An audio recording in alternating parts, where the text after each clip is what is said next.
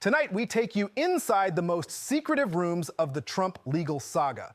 We have obtained the audio that prosecutors say is a smoking gun, shuffling papers, war plans, and a defense that is now hitting a wall of high-tech forensics. It's a story about what happens when the digital age meets the highest levels of American power. Let's dive in. Good evening. We begin tonight with breaking news. We have obtained what is expected to be a central piece of the government's case against Donald Trump. The actual audio recording of the former president talking as if he's showing a highly classified document on U.S. war plans against Iran with people not cleared to even know it exists, let alone what's in it. In a moment, only on CNN, you will hear what jurors will hear one day. The recording was made 2 summers ago, July 2021, at the former president's club in Bedminster, New Jersey.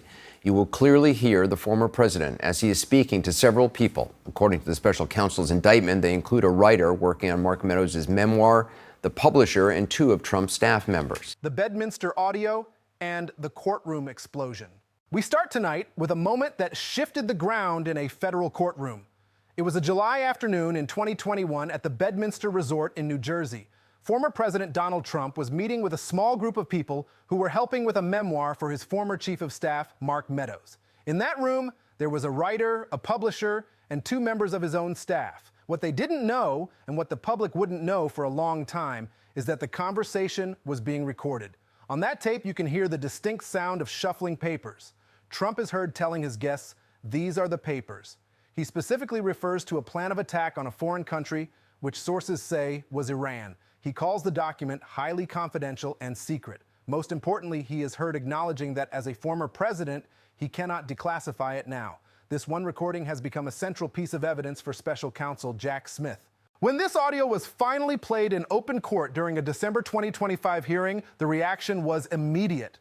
The atmosphere in the room changed the moment the jury heard the former president's voice. But you can hear him very clearly in there referencing something in his hands. You can hear him filing through papers, shuffling through papers. And he's not just saying, here's this document. He very clearly appears to be showing it to them. He says, look. Only the people in the room could know that, but you can hear in that why this is so critical to Jack Smith's case, because it's Trump acknowledging, I have this document, it is secret, it is classified, I cannot declassify it now because he's 6 months out of office.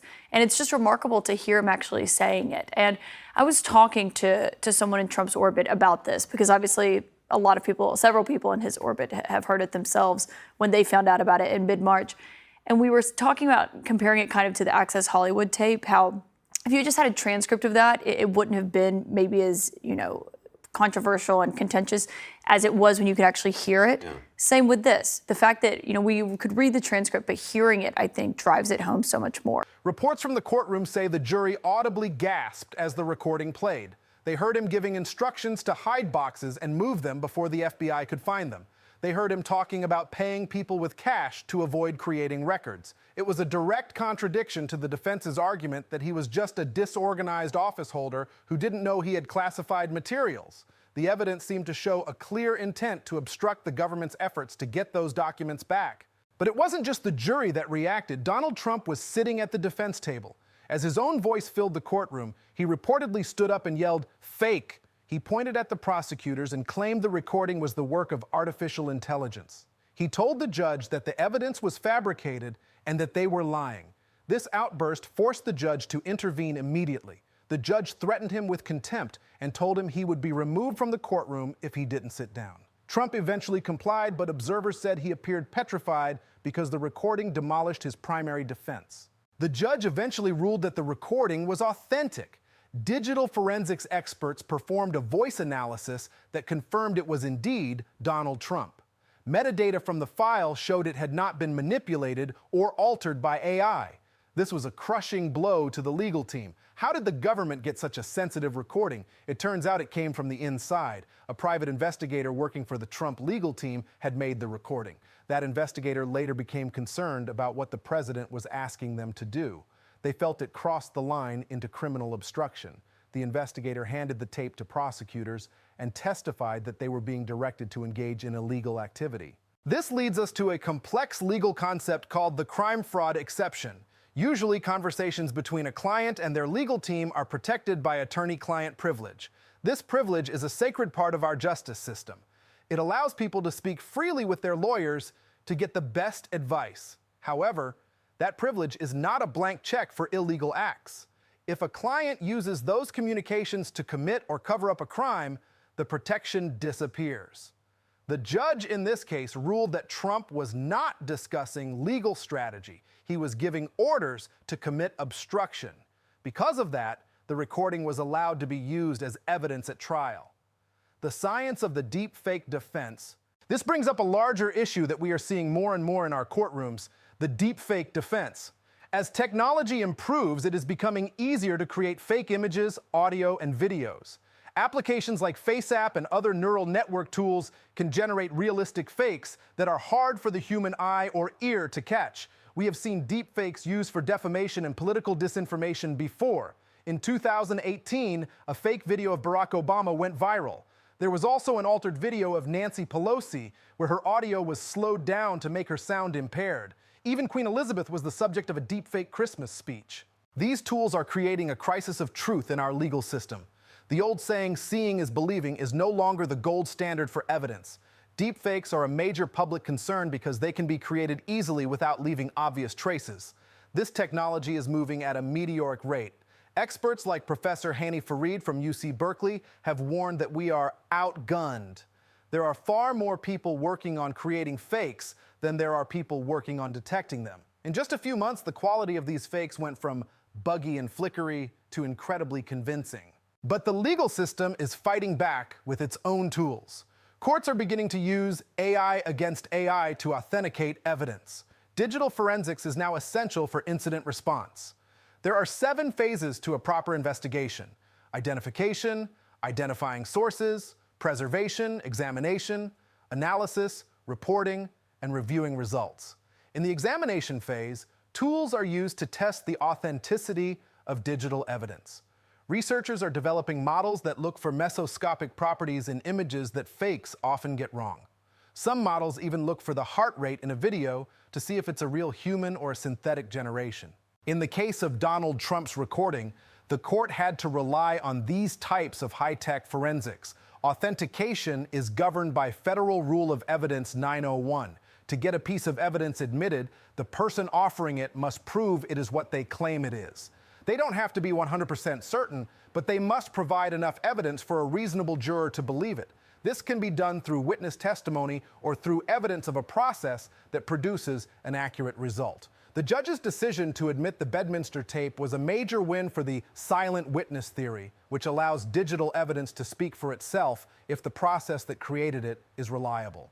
While the federal cases were dealing with audio tapes, the state of New York was finishing its own historic trial. This trial, which lasted 6 weeks, focused on 34 felony counts of falsifying business records in the first degree. The core of the case was about payments made to Stormy Daniels before the 2016 election. Prosecutors argued that Trump, along with Michael Cohen and David Pecker of the National Enquirer, formed a conspiracy to bury negative stories. This is often called catch and kill. David Pecker testified about paying $150,000 to Playboy model Karen McDougal to keep her story quiet. He said they didn't want the story to embarrass the campaign. Then came the Access Hollywood tape in October 2016. That recording, which featured Trump speaking about women in a derogatory way, was a damaging development for the campaign. Shortly after that, Michael Cohen paid $130,000 to Stormy Daniels. Cohen testified that Trump was polling poorly with women at the time and feared her story would make them hate him. In 2017, while Trump was in the White House, he signed monthly checks of $35,000 to reimburse Cohen. Cohen claimed he submitted false invoices for legal services to hide the true nature of the payments. The defense argued that Cohen was just doing his job as a lawyer and that the payments were legitimate. However, Cohen maintained he did less than 10 hours of actual legal work that year and never billed for it. On May 30th, 2024, a jury found Donald Trump guilty on all 34 counts. The sentencing for this case took a long time to happen. It was delayed multiple times, especially after the Supreme Court's ruling on presidential immunity. That ruling said that presidents have immunity for official acts, but not for unofficial ones. Finally, on January 10, 2025, Judge Juan Merchan delivered the sentence. Trump appeared virtually from Mar-a-Lago, sitting with American flags behind him. He was seen laughing and joking with his lawyer, Todd Blanche, before the hearing began. The judge sentenced Trump to an unconditional discharge. When this means there is no jail time and no restrictions on his movement. Judge Merchan said the court was presented with a unique and remarkable set of circumstances. He stated that while the protections of the presidency are not a mitigating factor for the crime, he didn't want the sentence to encroach on the highest office in the land. Trump called the case a political witch hunt and claimed he was totally innocent. This sentence marked a symbolic end to the New York case, though an appeal is still in progress. The civil suit and E. Jean Carroll, beyond the criminal cases, there was the civil battle with E. Jean Carroll.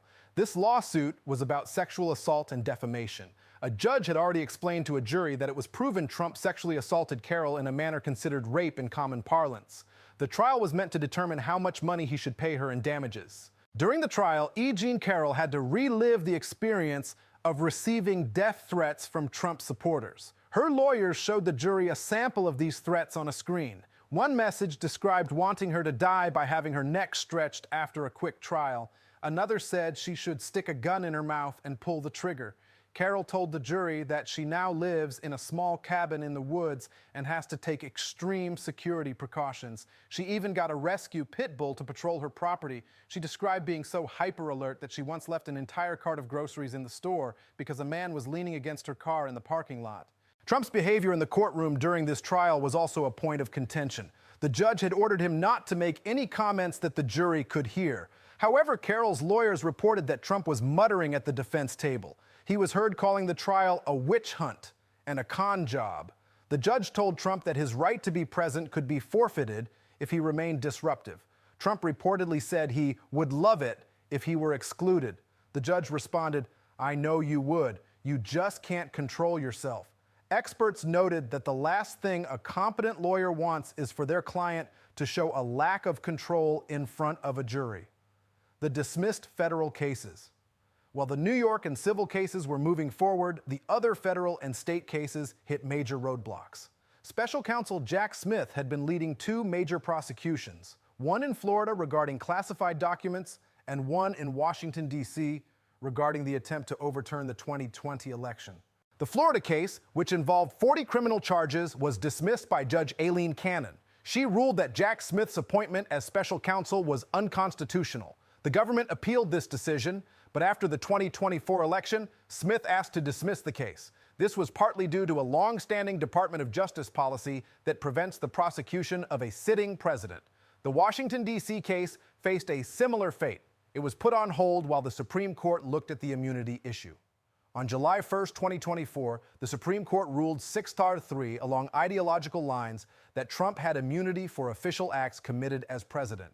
This ruling made it much harder to move forward with the charges related to the January 6th Capitol attack. After Trump won the 2024 election, Jack Smith asked to dismiss this case as well. In Georgia, the racketeering case regarding the 2020 election also fell apart. That case had been paused while the court decided whether to disqualify prosecutor Fani Willis. In December 2024, the Georgia Court of Appeals did disqualify her. A new prosecutor, Pete Skandalakis, was appointed, but he said he couldn't find another lawyer willing to take the case. In November 2025, Skandalakis dropped all charges against Trump and the remaining co-defendants, effectively ending the Georgia prosecution. The battle over the gag order. Back in New York, even after the trial ended, a battle raged over the gag order. This order was originally put in place to protect the integrity of the trial and the safety of the jury. It prevented Donald Trump from making public statements about witnesses, jurors, and court staff. Trump's lawyers filed a motion to terminate this order immediately after the trial. They argued that because the trial was over, there was no longer a basis for the restriction. The defense claimed the gag order was being used as a political sword by Trump's opponents. They specifically pointed to Michael Cohen and Stormy Daniels, who continued to attack Trump in interviews and on social media while he was restricted from responding in detail. They also criticized the Biden campaign for holding a press conference outside the courthouse and using the term convicted felon. One of the special guests at that press conference was Robert De Niro, who made several public claims against Trump within earshot of the courthouse. Trump's legal team argued that these restrictions were an unwarranted restriction on the speech of a leading presidential candidate. They said it was extraordinarily problematic to silence one side of a debate while the other side was free to fight freestyle. They claim that the First Amendment is offended when government restrictions give one side an advantage in expressing their views to the public. They also noted that the public has a right to receive campaign speech so they can make informed choices at the ballot box. The pressure on the legal teams. All of this legal pressure has had a major impact on the law firms involved. In some legal circles, there has been talk about the signs of an impending firm implosion. While not specifically naming the firms in the Trump cases, lawyers on platforms like Reddit have discussed what happens when high-stakes litigation puts too much stress on a practice. Signs include a revolving door of associates, where support staff leaves and isn't replaced. Another red flag is when firm leadership is handed over to MBAs with zero law exposure who start slashing perks like free coffee or holiday parties to save on costs. When a firm is in trouble, partners often start working from home more because they are busy interviewing for new jobs. There is also an increased focus on billing, where senior partners scrutinize every minute of an associate's time to find more revenue. If a firm has many partners but very few associates, it's often a sign that the firm is laying off staff to stay afloat. In high-profile cases, the loss of a rainmaking partner, someone who brings in the big clients, can be the final blow that causes a firm to close its doors. There are also unique ethical challenges when it comes to recording conversations in the legal world. In Michigan, for example, the law allows for participant monitoring, which means you can record a conversation if you are part of it. However, you cannot authorize a third party to record it for you. This is known as the Sullivan anomaly. If a third party listens to a conversation as it is being taped without the consent of everyone involved, they become an unlawful eavesdropper and could face criminal penalties. This is why lawyers have to be very careful when counseling clients who want to record their own interactions. The digital evidence crisis. As we look at the totality of these cases, it is clear that we are in a new era of digital evidence. Rule 902 of the Federal Rules of Evidence was actually updated in 2017 to include self-authenticating digital records. This allows records generated by an electronic process, like GPS data or text messages, to be admitted more easily if they come with a certification from a qualified person. This change was made because digital evidence has become so common in our daily lives. But the ability to fabricate this data has made authenticity a vital issue. It is now possible to create realistic videos that show people saying things they never said. The more audio and video footage you have of a person, the more convincing a deepfake can be. This is why the Bedminster tape was so significant.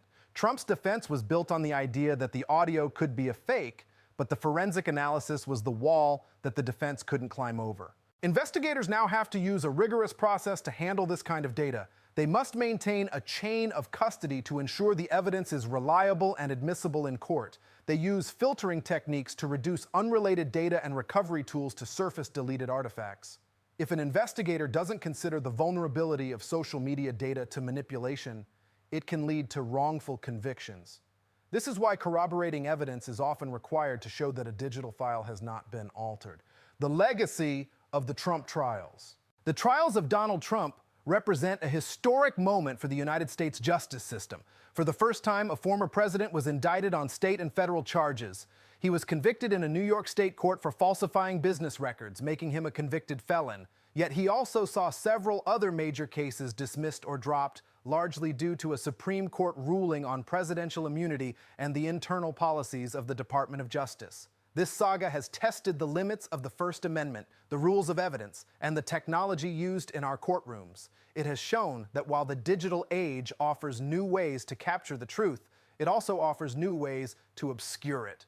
From the high-tech forensics used to authenticate a secret recording at Bedminster to the symbolic sentencing in a cold Manhattan courtroom, the legal path of the 45th president has been unlike anything the country has ever seen. As these cases wind down or move into the appeals phase, the questions they raised remain. How do we protect the truth in an age of deepfakes? How do we balance the free speech of a political leader with the need to protect the integrity of a trial?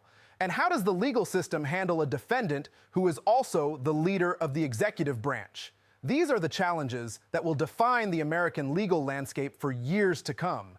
In the end, the story of these trials is a reminder that the law is a living thing. It adapts to new technology and new political realities. It relies on the solidity of evidence and the clear and present danger standards to maintain order. And as we saw in these courtrooms, it ultimately rests on the ability of a jury to listen to the facts and sometimes to listen to the defendant's own voice to decide what is true. The legal system is often described as a precision instrument. It is designed to filter out the noise and the fakes to find the core facts of a case. But like any precision instrument, it requires constant maintenance and careful handling to work correctly. In the age of deepfakes and high-stakes political drama, that work is more difficult and more important than ever before. Analogy for understanding. Think of the legal system like a high-tech water filtration plant. The raw information from a trial is like unfiltered water, full of rumors, political bias, and even synthetic deep-fake pollutants. The rules of evidence and the forensic tools used by the court act as the various filters and chemicals that scrub those contaminants away. Only when the information has passed through every level of the process, authentication, witness cross-examination, and judicial review, is it considered clean enough for a jury to consume and use to reach a verdict. Just as a single drop of poison can ruin a whole tank, a single piece of unverified digital evidence can threaten the purity of a trial. That is why the court's filtration process is so rigorous.